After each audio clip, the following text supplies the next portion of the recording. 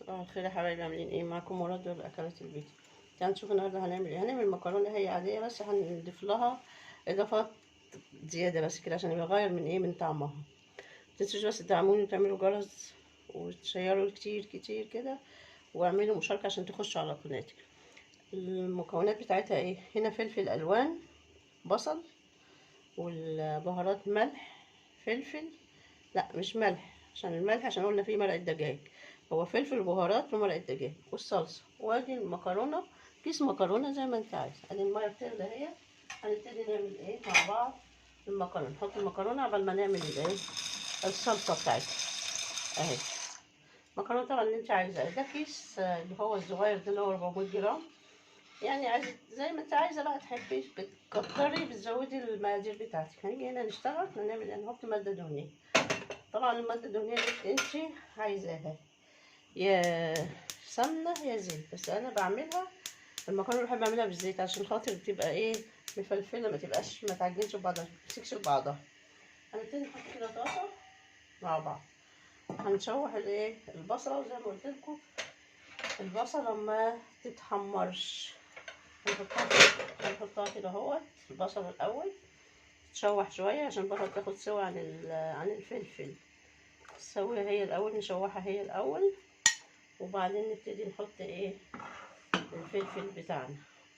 نشوح البصلايه كده شويه يعني كل دوت عبال ما نبص تلاقي، قبل ما نعمل الصلصه هتلاقي المكرونه اتعملت. انت بقى تحبي تعملي جنبها شيش طاووق، تعملي جنبها الكنتاكي لسه منزلاه لكم، ممكن تعملي جنبها. بس انا بعمل اي حاجه واحده عشان يبقى كل يوم اعمل لك اي حاجه. انت بقى اختياراتك انت اللي انت ايه عايزاها.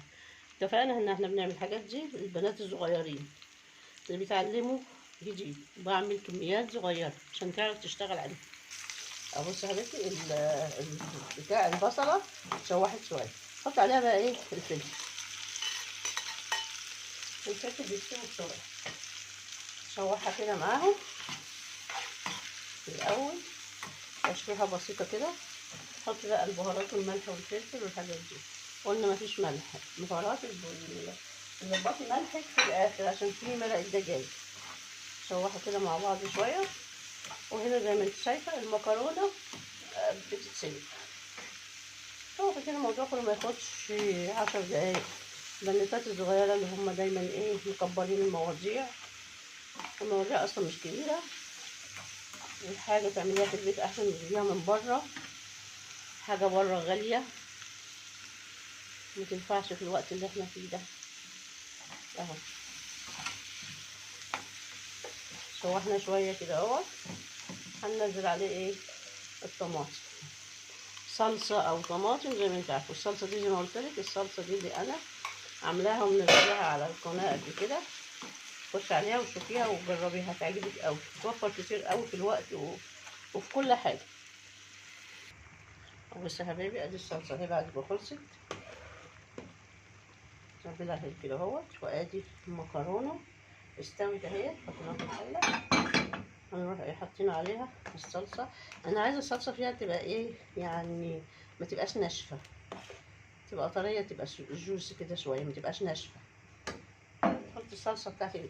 عايزة بقى تحطي فلفل اسود، بتاع ده فلفل حامي. اللي بياكل عندك فلفل حامي حطي فلفل حامي. بس أنا طبعا عشان ما عنديش حد بياكل فلفل حامي، هو بتبقى الفلفل الحامي ايه جميل. انا عايزاها بقى تبقى ايه، ما تبقاش ناشفه اهي. الفلفل الالوان ممكن تحطي فيها جزر، ممكن تحطي كل ده عشان خاطر تبقى حلوه للاطفال. حطي فلفل اسود وفلفل ماشيه معاه فلفل اسود، فلفل حامي، تبقى زي الفل. تغيير يعني، هو مكرونه عاديه هي، بس يعني هو نوع من التغيير، متبقاش مكرونه صب كده على طول. طبعا ظبطي ملحها. انا في الاول كان مرقه دجاج، بعد كده تحاولي تظبطي انت بقى الملح بعد كده. الملح ايه تبع راحتك انت. وادي كان غدانا النهارده.